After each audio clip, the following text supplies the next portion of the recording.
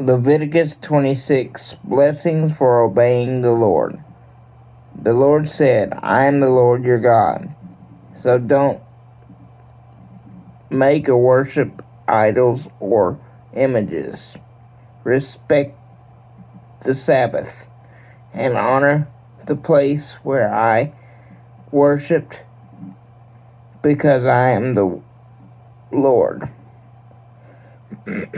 Faithfully obey my laws, and I will send rain to make your crops grow and your trees produce fruit. Your harvest of grain and grapes will be so abundant that you won't know what to do with it all. You will eat and be satisfied, and you will live in safety.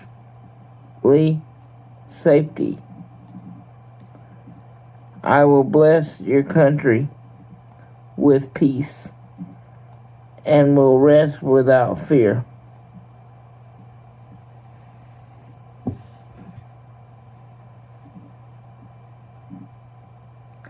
I will wipe out the dangerous animals and protect you from enemy attacks. You will chase and destroy your enemies, even if there are only 5 of you and 100 of them, or 100 of you and 10,000 of them. I will treat you with such kindness that your nation will grow strong, and I will keep my promise to you.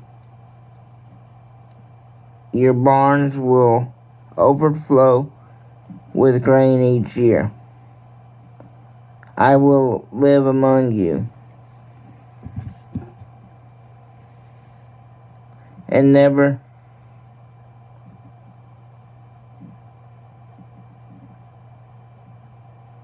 again look on you with disgust.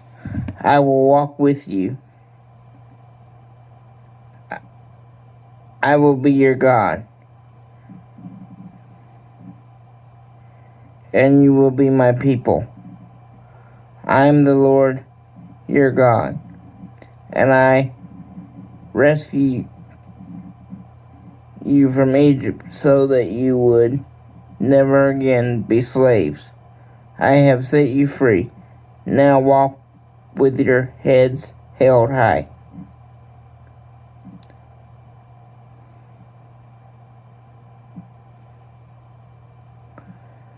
Punishment for disobeying the Lord. The Lord said, if you disobey me and my laws, and if you break our agreement, I will punish you terribly, and you will be ruined. You will be attacked with incurable diseases and with fever that leads to blindness and depression. Your enemies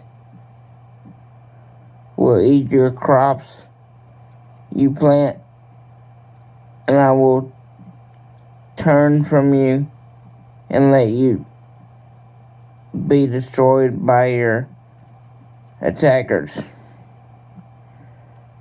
You will even run at the rumor of attack. Then if you still refuse to obey me, I will punish you 7 times for each of your sins, until your pride is completely crushed.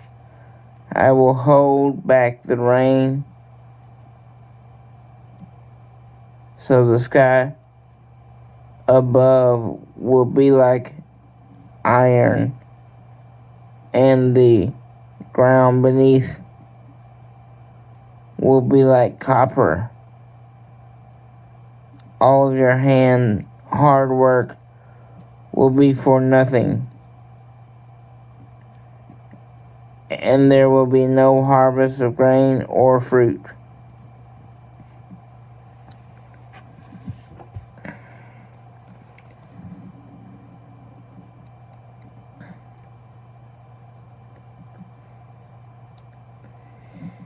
If you keep rebelling against me, I will punish you 7 times worse, just as your sins deserve.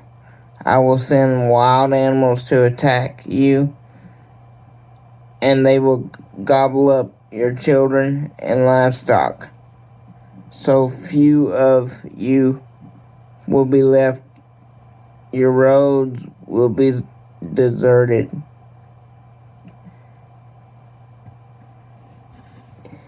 If you remain my enemies after this, I will remain your enemy and punish you even worse. War will break out because you broke our agreement. And if you escape to your walled cities, I will punish you with horrible diseases, and you will be captured by your enemies. You will have such a shortage of bread that 10 women will be able to make their bread in the same oven. Each of you will only get a few crumbs and will go hungry.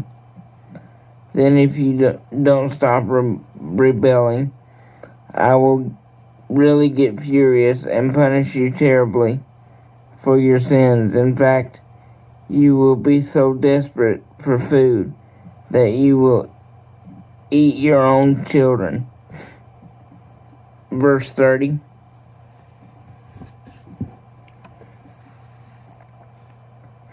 I will destroy your shrines and tear down your incense altars, leaving your dead bodies piled up on top of your idols. And you will be disgusting to me. I will wipe out your towns and your places of worship, and will no longer be pleased with the smell of your sacrifices. Your land will become desolate, and even your enemies who will settle there will be shocked when they see it. And I will destroy your towns and ruin your land with war. I'll scatter you among the nations. Verse 34 and 35. While you are prisoners in a foreign land, your own land will enjoy years of rest and refreshment, as it should have done each 7th year when you live there. In the land of your enemies, you will tremble at the rustle of a leaf, though it were fall over each other. Even when no one is chasing you, many of you will die in foreign lands, and the others of you will waste away.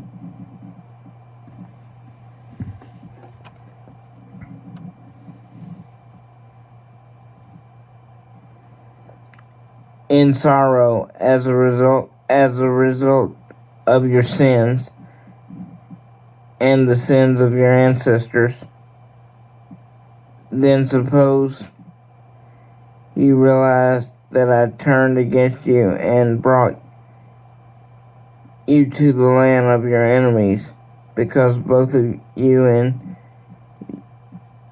your ancestors had stubbornly sinned against me. If you humbly confess what you have done and start living right, I'll keep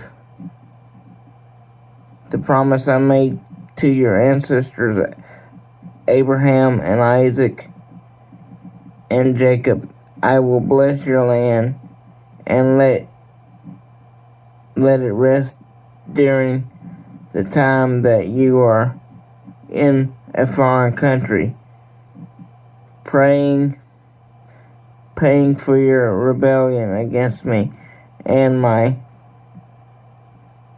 laws. Verse 44. No matter what you have done, I am still the Lord your God, and I will never completely reject you or become absolutely disgusted with you there in the land of your enemies. While nations watched, I rescued your ancestors from Egypt so that I would be their God. Yes, I am the Lord your God, and I will never forget our agreement. Verse 46.